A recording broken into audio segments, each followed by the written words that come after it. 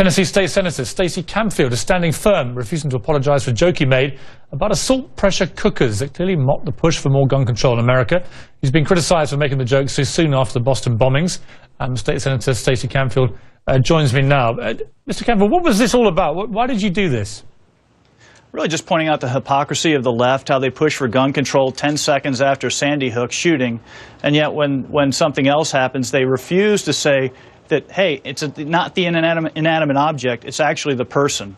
So when people like yourself go on and say, hey, we've got to get rid of guns, we've got to push for gun control, it's just ridiculous. It's like pushing for pressure cooker control after the explosion.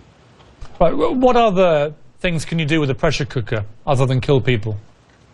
You can cook food. Right. What other things can you do with a gun other than shoot things? You can, other than shooting? Yeah. Other than shooting, well, I guess you can use it as a walking stick. You can hunt with it, you can go target practice, you can do all sorts of things. You use a gun as a walking stick, do you? You could, I guess theoretically you could. You could use it as a hammer if you really wanted to, but what's that have to do with anything? We're talking about an inanimate object that does nothing by itself. It does absolutely nothing by itself, just like a pressure cooker does absolutely nothing by itself. And now that gun control has failed, Piers, I'm wondering, when are you going to move back to England? Because everybody in Tennessee is dying to know.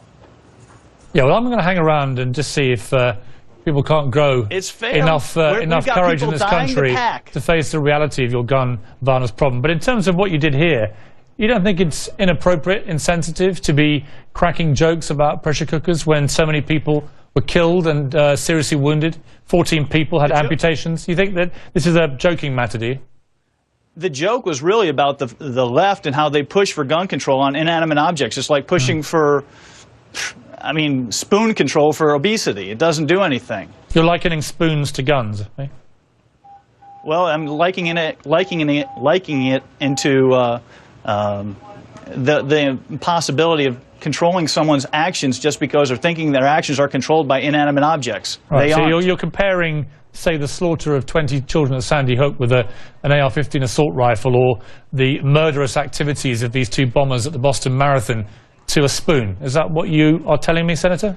No, what I'm saying is people who, like yourself, who try and perpetrate that a gun, inanimate object, is actually what killed the people instead of saying it was the person with a gun, is very similar to someone saying a bomb killed someone instead of a person who constructed a bomb and blew it up. Do you believe that the answer to gun violence is that more people should be armed?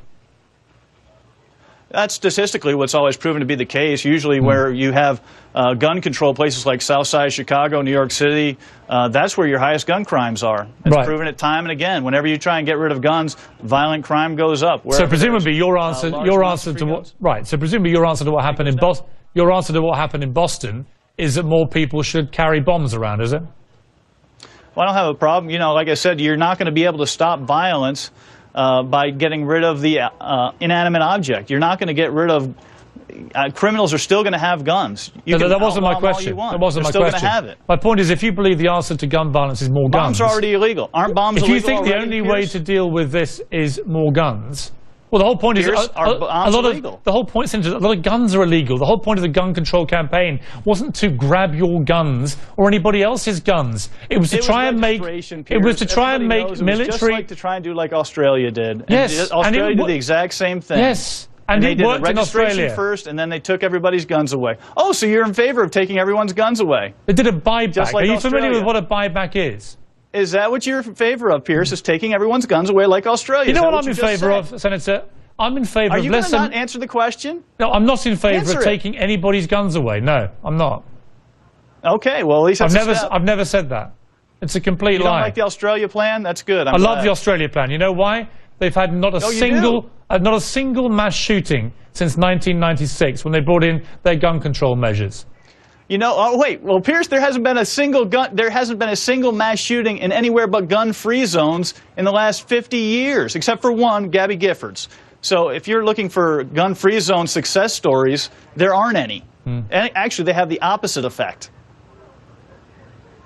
Well, why don't you come back on after there's the next mass shooting, and you can tell me come back on after the next mass shooting in America and explain to me again how jubilant you are that your country brought in not a single gun control measure, not even background checks. You people don't even want to have a check on who sells a gun to anybody else. Criminals it is complete and utter lunacy. Anyway, Senator, we've got to leave it there. We'll speak again after the next mass shooting, because there will be one, and it'll be down to people like you. That's all for us tonight. Anderson Cooper will start in a few moments.